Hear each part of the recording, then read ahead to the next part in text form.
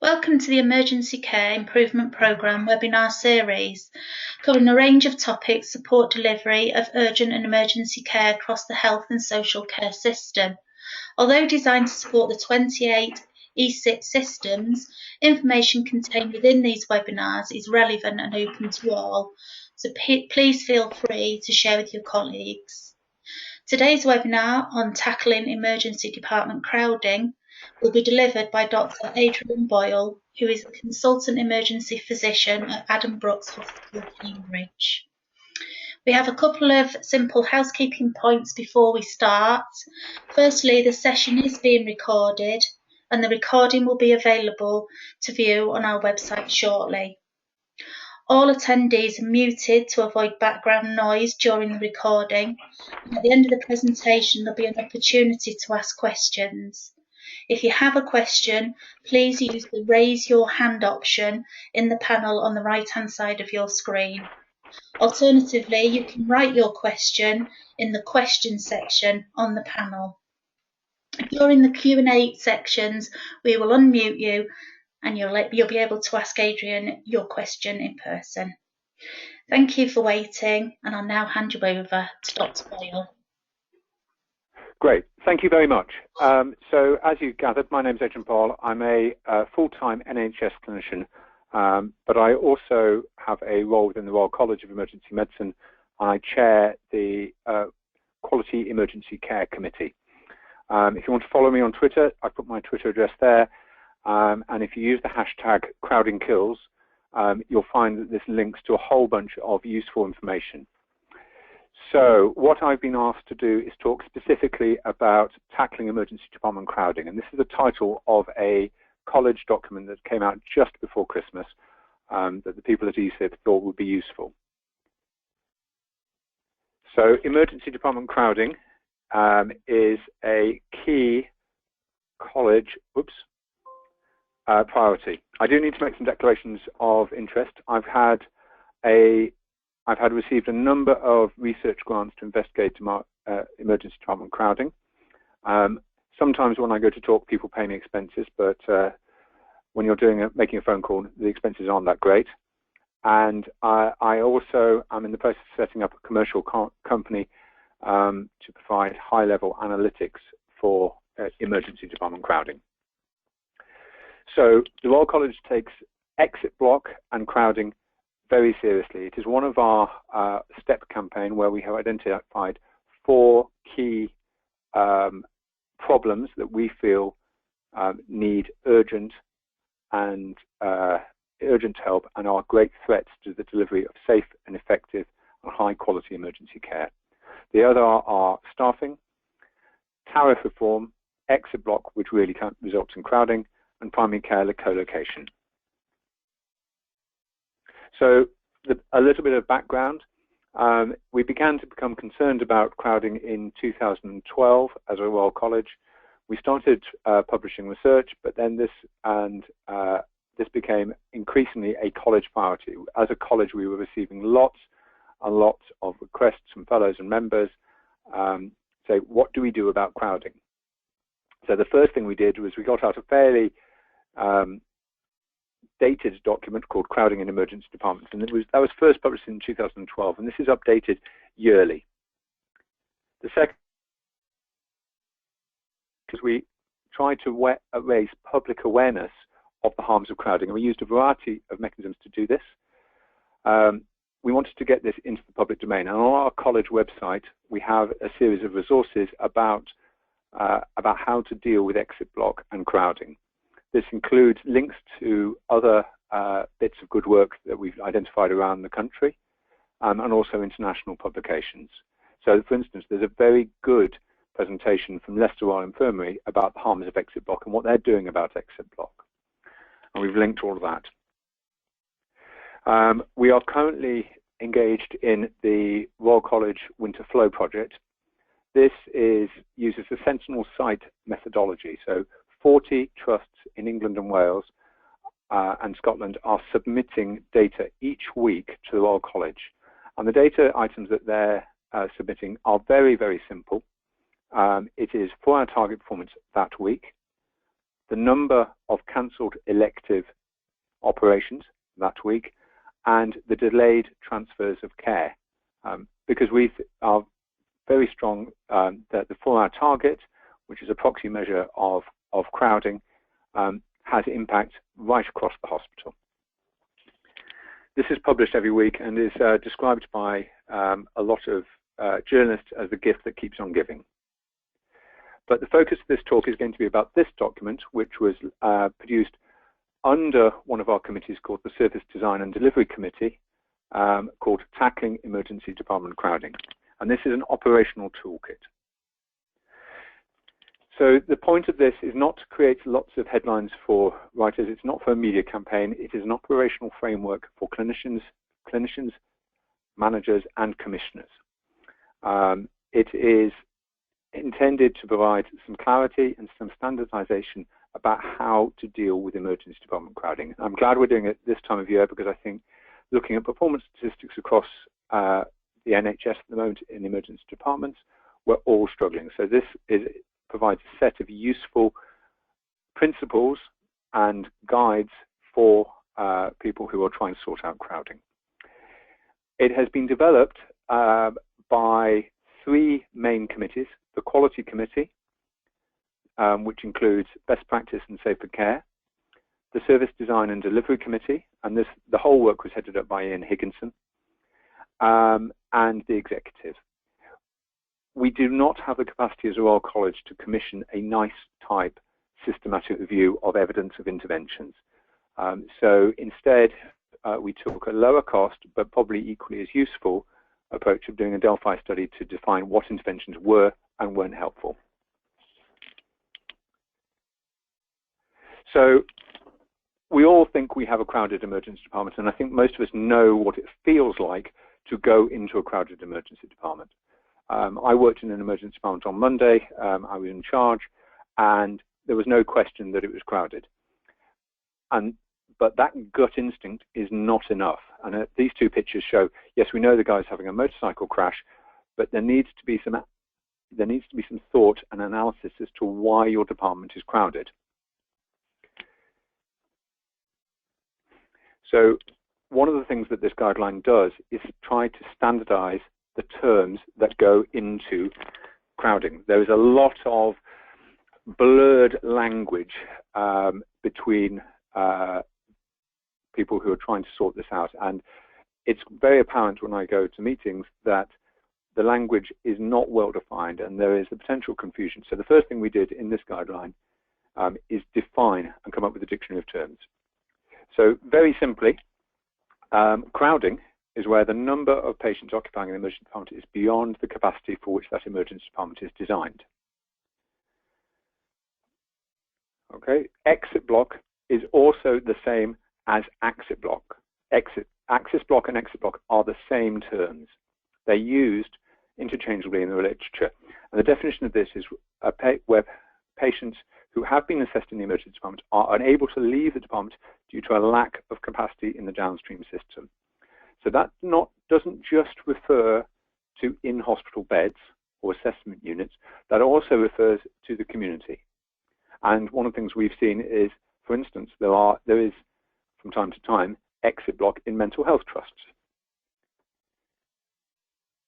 It is exit block, we believe, is the single most common cause of sustained emergency department crowding. Next, we went to the point of defining capacity, and this is the ability of a system to deliver its planned capability. And in emergency departments, capacity is a function of demand and also functional capacity. Demand is interesting. When people initially start looking at crowding, they start by thinking it's purely about numbers of patients, but it's more complicated than that. This is also a number of patients, but complexity, acuity, dependency, and the length of stay in the emergency department. Flow is a term describing the passage of patients through the care pathway, and it should be best considered as a home-to-home process, initiated when patients call from health in the community and present to a healthcare provider. Coordination ensures that ensuring available resources are effectively used in both time and place. And this is an area where we all have potential to make sure we use our capacity well. And often, one of the problems we have, and I'll show an example of this later, is that the coordination of capacity in crowded urgent care systems fails. Boarding is used a lot in crowding literature and means two things. Boarding in emergency departments are patients who are awaiting admission but are still in the emergency department beyond agreed service standards. Those are boarders in the ED. But then there are also boarders in emergency departments. And these are patients who are on a ward but not a properly configured bed or bed space. They are also ward boarders. And escalation is the final term we sought to define. It's a coordinated and progressive response adapted when the emergency care pathway has reached a predefined threshold of risk or failure. It mandates a change in practice by key stakeholders. It has three components: recognition, which is identifying triggers, actions that reduce risk, and actions that restore flow. So that was the first aspect part of this toolkit. But why does this matter? So I hope I'm preaching to the choir about this, but crowding in emergency departments matters. It's not just a busy day. Every aspect of emergency department care has been adversely impacted by crowding. We know that people who spend a long time in emergency departments do less well in terms of their length of stay. We know that their mortality is higher. Now, some of this will be due to confounding because patients who wait in an emergency department a long time are usually sicker. But it is plausible that actually, if you're in an emergency department, there will be delays to time-critical interventions, such as antibiotics for sepsis, recognition of a myocardial infarction that needs to be transferred, antibiotics, analgesia, and so on. And all of these will increase the eventual length of stay. Crowding also matters because it has impact on other services.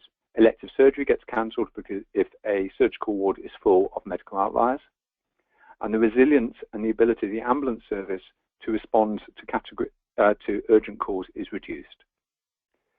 But also crowding affects staff, and I'm sure that crowding and exit block are contributing to the current recruitment difficulties in emergency.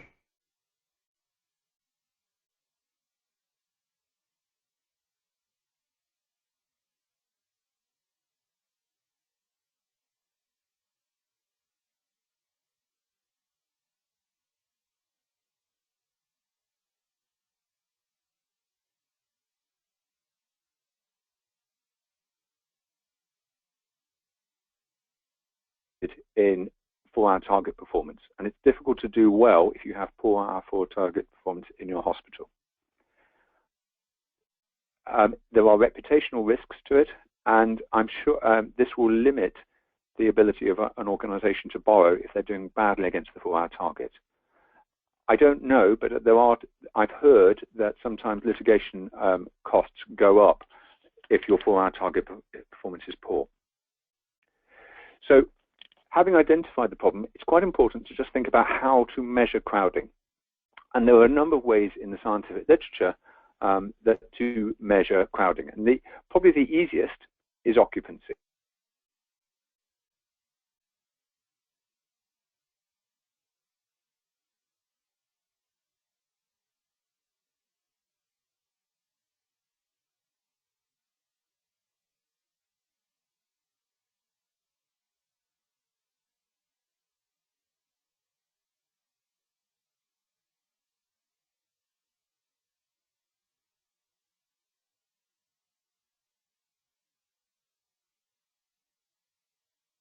Breaches from the decision to admit to actual discharge is a poor metric and represents less than 1 in 1,000 of the patients who actually spent over 12 hours in a department. Ambulance offload is a good measure, but only really tells you about input.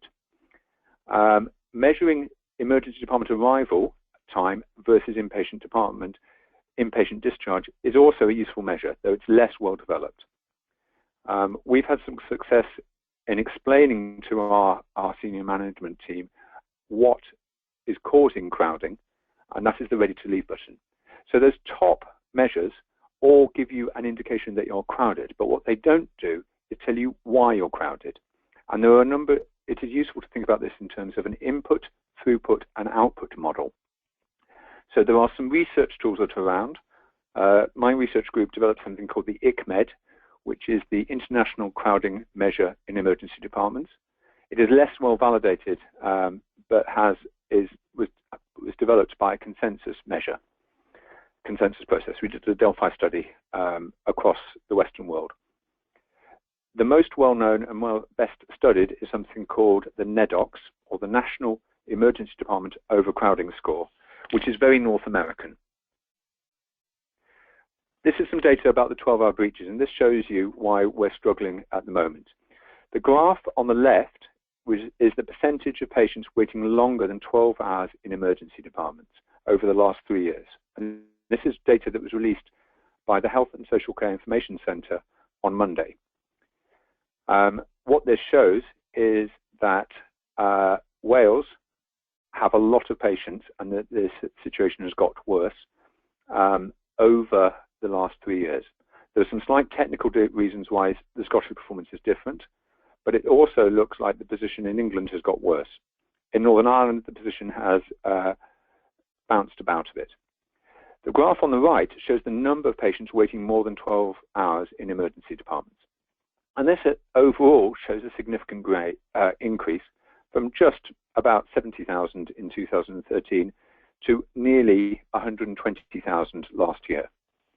And patients who are waiting more than 12 hours are invariably patients who need to be admitted to hospital. If a patient did not need to be in hospital and they were kept for 12 hours, I think they'd simply just get up and go. So it attracted a bit of media interest.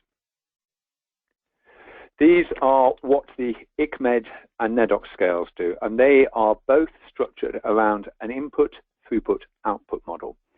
So these are the features that we use to decide whether to quantify the degree of crowding in your department. At the top, the figures in blue refer to the input factors. The factors in red refer to throughput, that is what you can do in your emergency department. And both have an idea, have something around the acuity of the patient. So the NEDOCS uses the number of ventilators being used in an emergency department, which indicates your most sick patients, the critical care patients.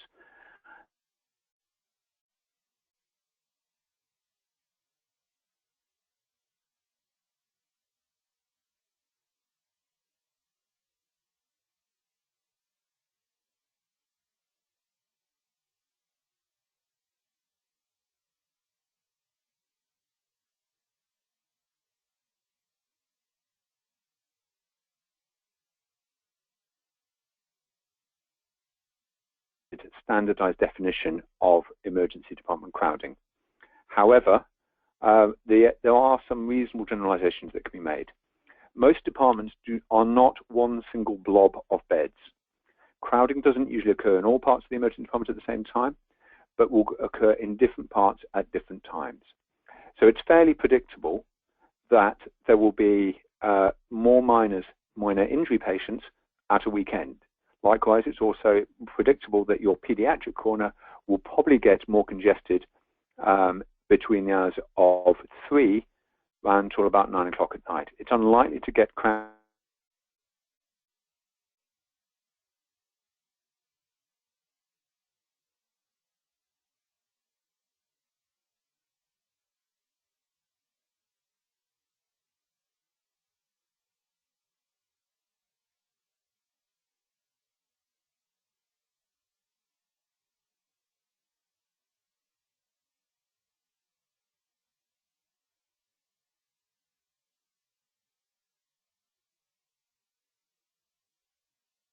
Is significant.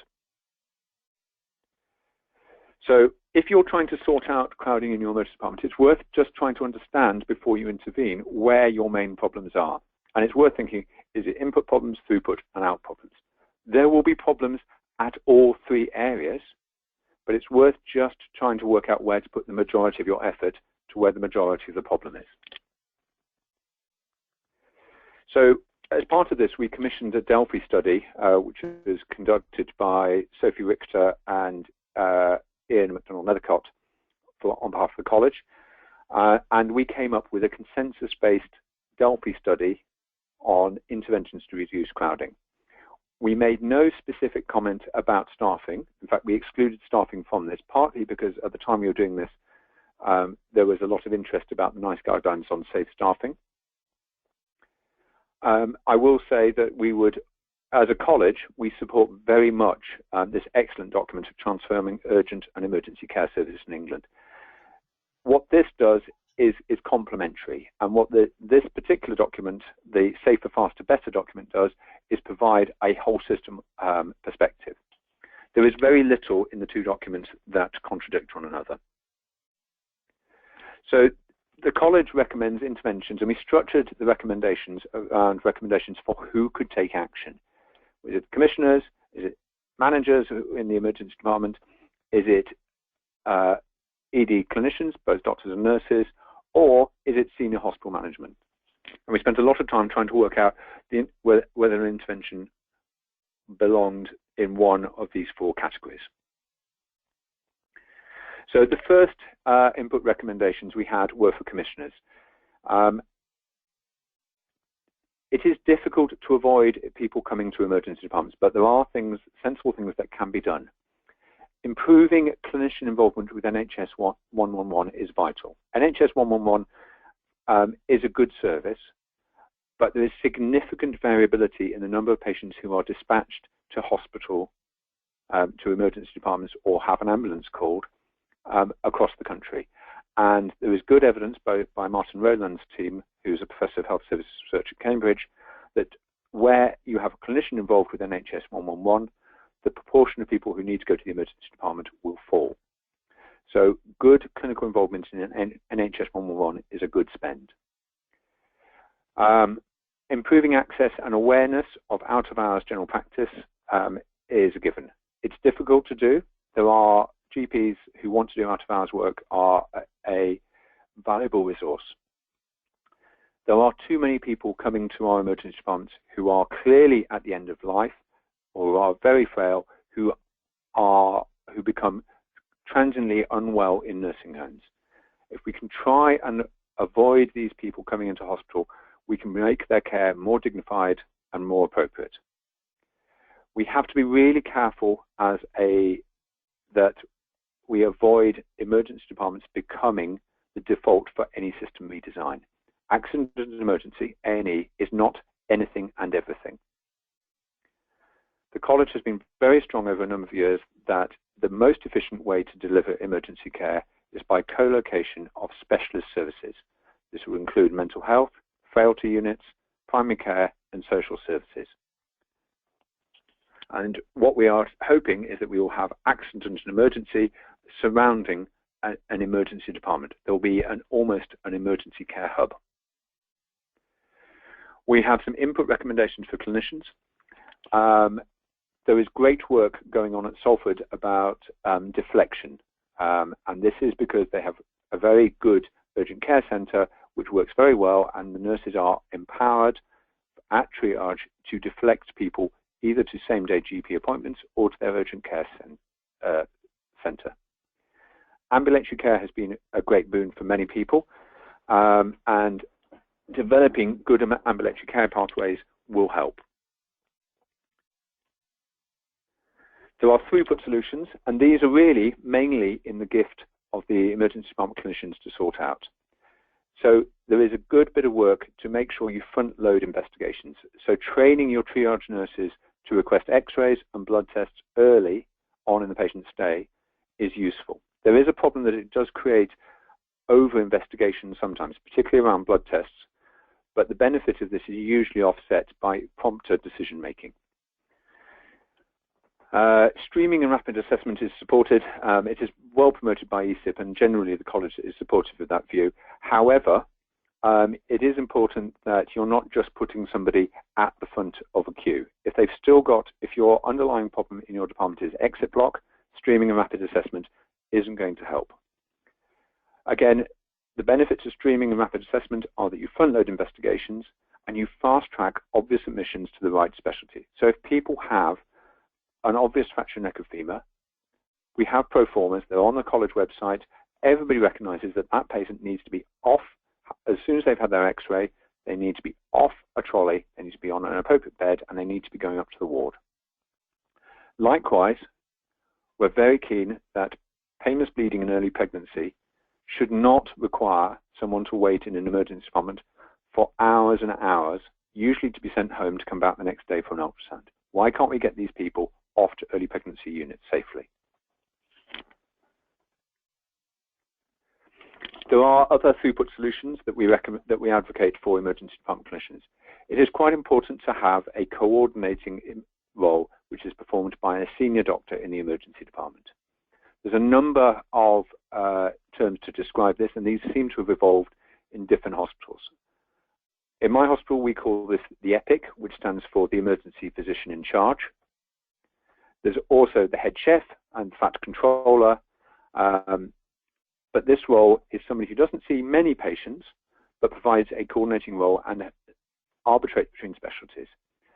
This is somebody who has to maintain situational awareness, and this is an important role, particularly at busy times, to take an overall command. It is very similar to the bronze command role that we're taught and that we use when we're thinking about major incident support. The workforce needs to be flexible, and it is important that we upskill our nursing staff. The college is very supportive of developing advanced care practitioners, either from a nursing or paramedic background.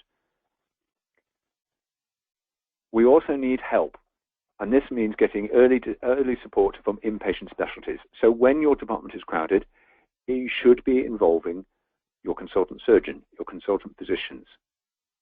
It is important that we get early decisions made by early decision makers. There are process issues you can do within your department, and reducing duplicative documentation is helpful. For instance, why not have a single clerking pro forma? There need to be agreed escalation policies that are achievable for all acute care. The specialty lead for the emergency department should ensure that emergency department crowding is on the risk register of the hospital, because you do need to leverage that support from the board. So there are some solutions for operational managers. Turnaround times is referring to laboratory investigations.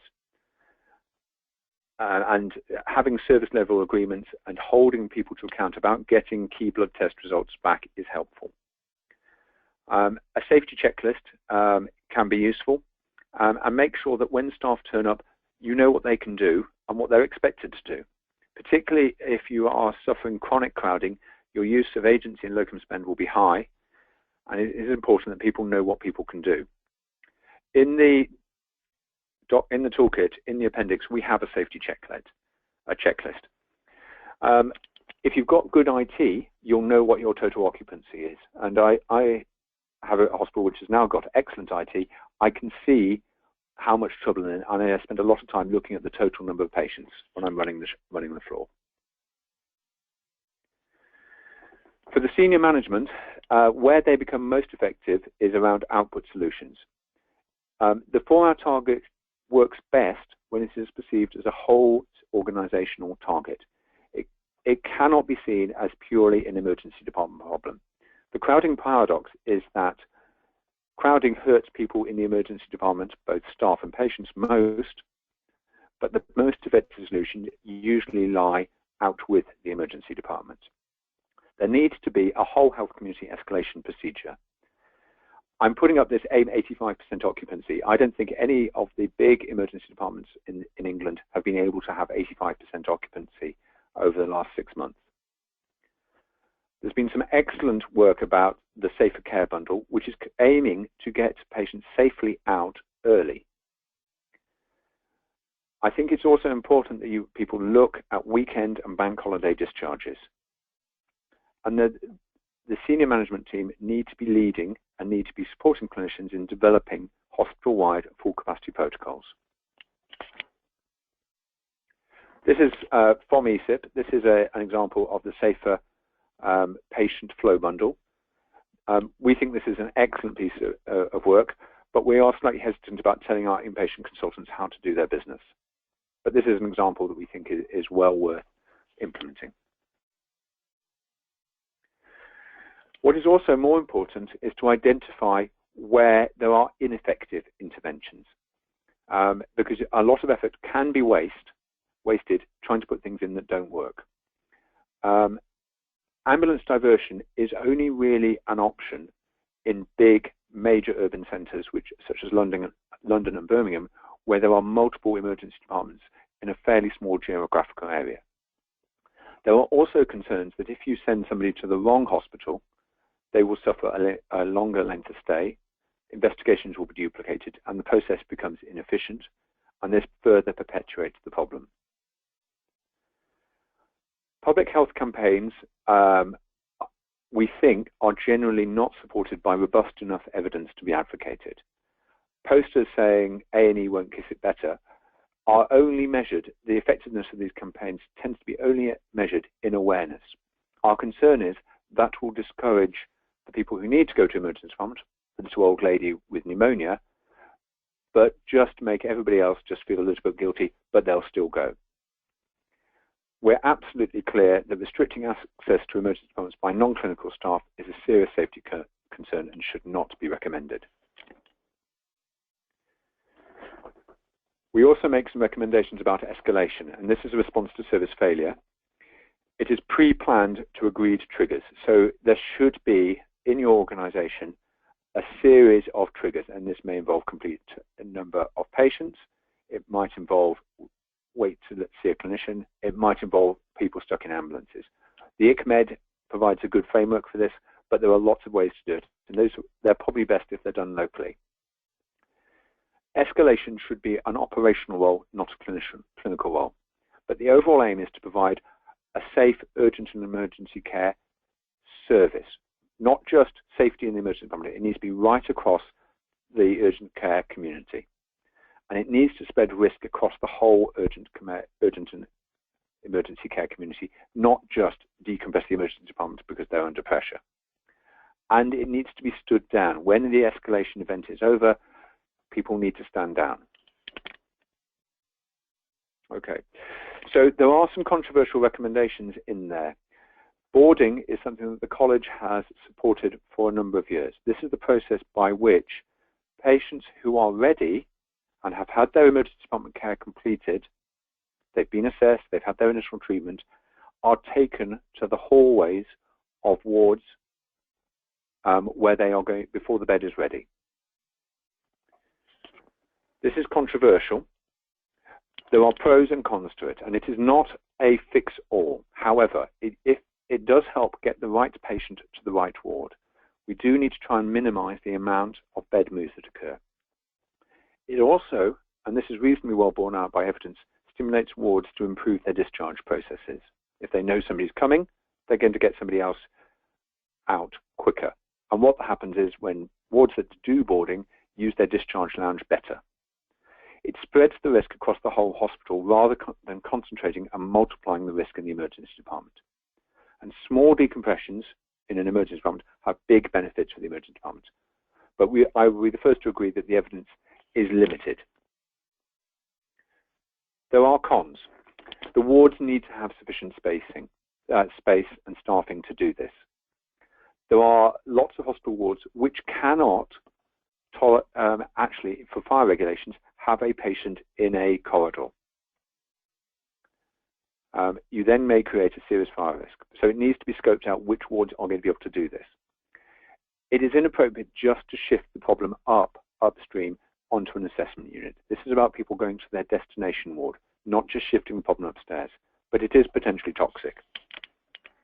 Asking the question within an organization does encourage, however, whole system ownership of the problem.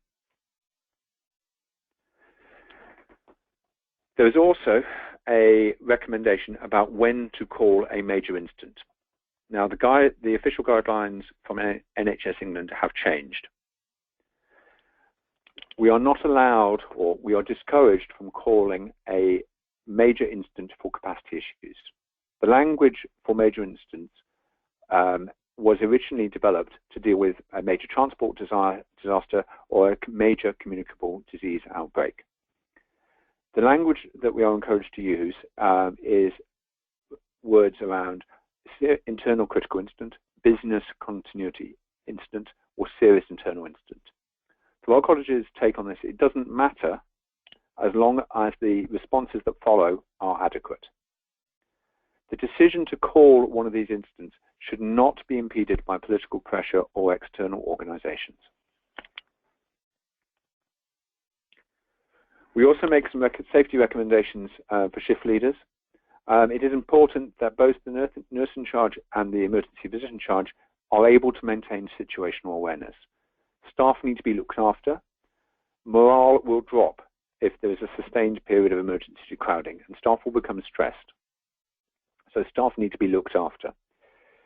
It is well worth looking around your department to find out if you can expedite investigations and start moving away from a decide to admit to an admit decide mindset.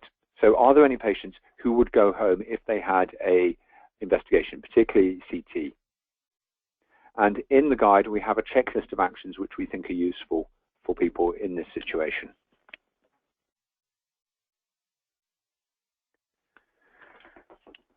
We have had to put a statement about waiting in ambulances and who is responsible. This is a problem that we all struggle with. Your emergency department becomes full, and there is the potential for a sick person to be in an ambulance. And there is a question that is quite reasonably asked, is who is responsible for the care of patients in ambulances who cannot be offloaded? The college has debated this at length, and it was difficult to come to a consensus, but our follow-up observations may be helpful. It is important to offload ambulances for multiple reasons. Firstly, you have a sick patient who needs to be in hospital, or at least needs to be evaluated in hospital. Secondly, by not offloading an ambulance, you're reducing the resilience of the ambulance service to attend emergency calls. We recommend that there is good communication between the emergency physician in charge and an ambulance staff, and the best way to do this is to have what's called a hospital ambulance liaison officer, a HALO. If a patient is waiting in an emergency department, we recommend they are registered as a patient, even though they may not actually be in the department, because they should be on our clock. We also comment that assessments performed in ambulances by emergency department staff are rarely useful, and going out and triaging patients in ambulances or evaluating patients in ambulances is rarely useful. There may be some use to identify which patients don't need to be on trolleys and can sit in a chair. There may be some use in that, but providing care in the back of ambulances is not recommended. I'd like to finish by just acknowledging the work of the people who've been involved with this. Ian Higginson has worked tirelessly to get this guideline out and really is the lead author. The rest of us have helped. There have been lots of input into all of this, and the Delphi study, which led to the recommendations, Ian and Sophie are identified at the bottom. I'd like to take some questions. I'm just going to hand over and see if there's anything. Yeah, great. Thanks, Adrian. John Amos. I think John's got a comment to make, not necessarily a question. So I'll just unmute you, John. I know you can make your comment directly to Adrian. Hi, John. Hi, John. Can you hear us?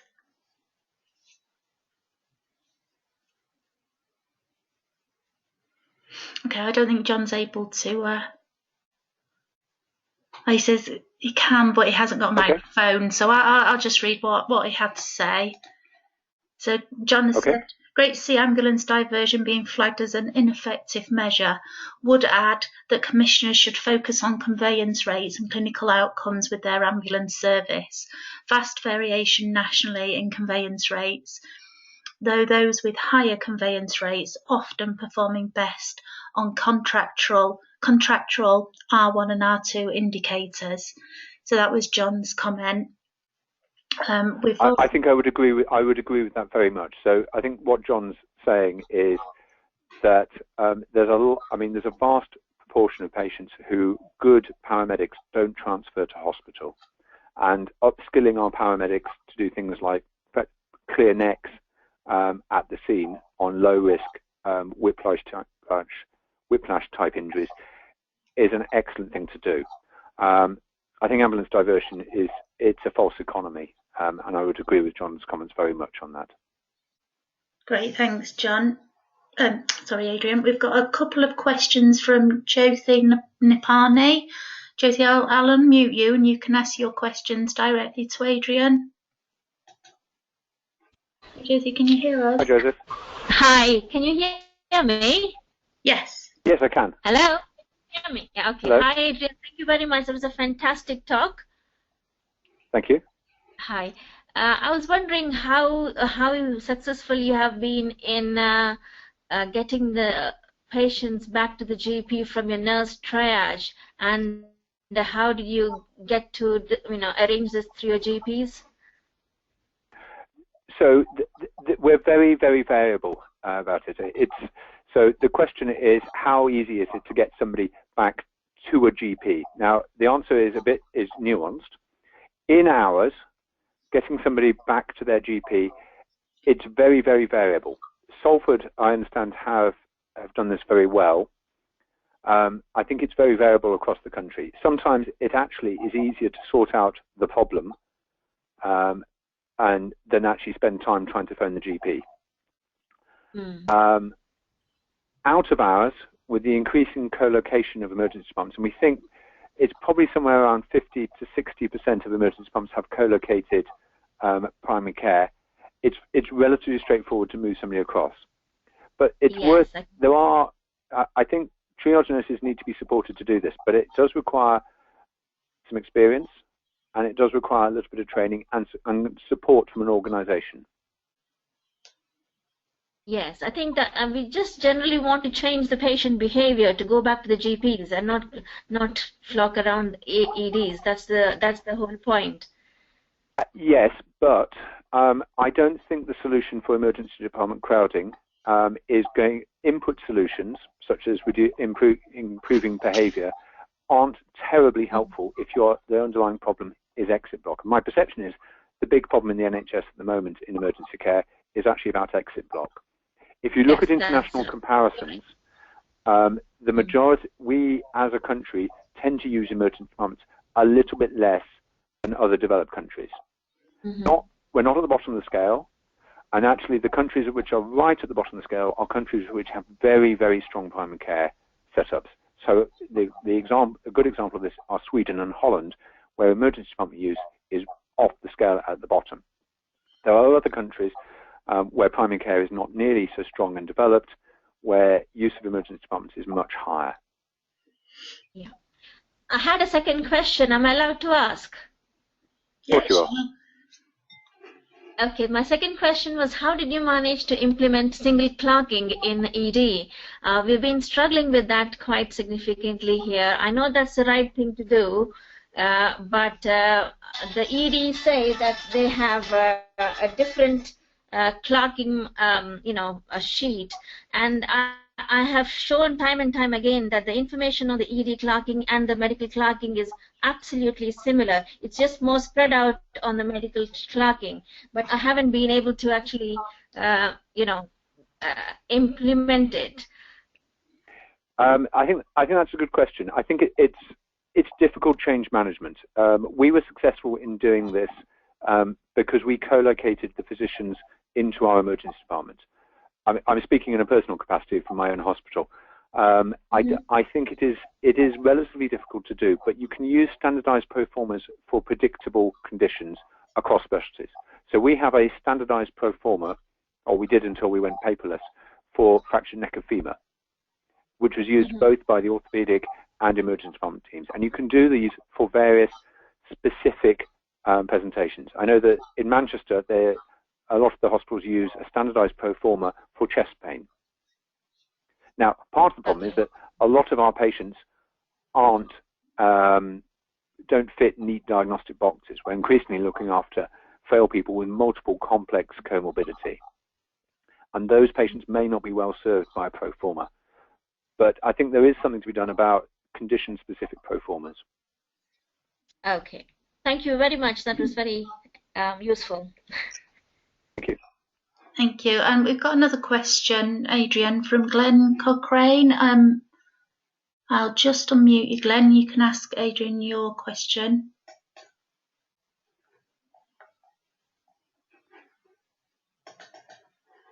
Hi, Glenn. It may be that he doesn't have speakers, so I'll ask the question on his behalf. Can you give some examples of where boarding ED patient in ward corridors has been trialled and what kind of feedback was received? Okay, so this is something that I always get asked. It is not widespread in the UK. It has happened in a number of places, and I can't, but the places that have done this aren't very keen for me to share the information. The evidence comes from Stony Brook Hospital in New York, and there's a guy called Peter Viccellio who has published a number of papers on this. He and I did a for debate article in the BMJ that came out last year. I would love to be able to say this is happening in this hospital and it's well accepted and safe, but I'm afraid I can't give that information about where it's being conducted. But even if you don't get it going in your hospital, asking the question to the board makes people think about this as a whole system.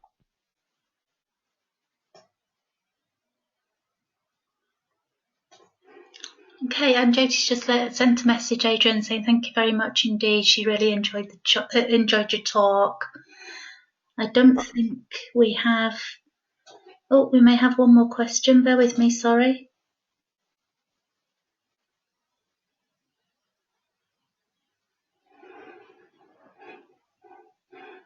Okay, project manager Emma has just something to say. I don't think we have any further questions. But if you do think of anything, if any attendees do think of anything they'd like to ask, then if they want to email the ESIP info mailbox, which is esipinfo@nhselect.org.uk, then we can send your questions on directly to Adrian. And I'll hand over to Emma, Adrian. If there's anything, I don't know if there's anything else you'd like to say, but I'll hand over to Emma. And thank you very much for your time. Thank you very much. Thanks ever so much, Lisa, and thank you very much, Adrian. That was a great webinar. That went really well, so thank you. I just wanted to let everybody else on the line know that the Royal College document on crowding is actually on the ESIP website as well, if anybody wants to access that one, as well as the webinar, which will go up very shortly as well once we've finished recording. There's also more information on the Safer Start that you referred to as part of your talk as well. As Lisa said, if there are any questions at all on anything that Adrian's raised, please feel free to email in, and we'll do our best to put you in contact with Adrian to address those. So thank you very much, Adrian, and thanks to everybody else for listening in. Thank you very much. Thank you.